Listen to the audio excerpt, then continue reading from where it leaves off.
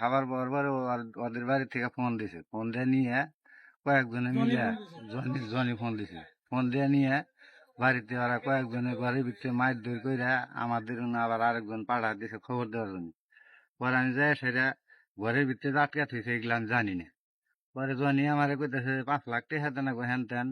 আর আমার ছোট ভাই 2টা মোবাইল আছিল, মোবাইল 2টা নিছে। আর ওই 50,000 টাকা আছিল, ওই যে গাড়ি ট্রাকের মালিকের টাকা দেওয়ার জন্য যাবো, ওই টাকাটি নিচ্ছে।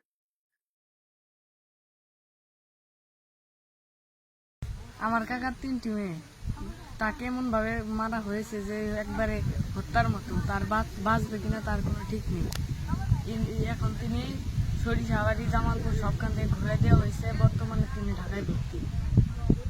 এই ঘটনা, এরকম ঘটনা যাতে না হয়, এটা প্রশাসন এটাতে তাদের দেখে এভাবে করতে হবে। যদি না করে তাহলে তো আরো দেখা যাইতেছে যে আরো বেশি তো এরকম বিশৃঙ্খলা হয়ে যাবে। এটা তো উচিত না, কিন্তু আইন ও নিজে হাতে তুলে নিছে।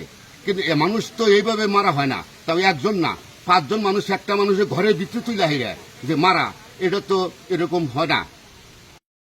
আমরা চাই এই খুনি করে বিচার চাই। এই খুনিরা জানি পলাতক হিসেবে যেভাবে আছে, এগরে যেভাবে ভেড়ায় না, এগর বিচার চাই। এগরা এরা জানি বাঁচতে না পারে, এদের ফাঁসি চাই আমরা।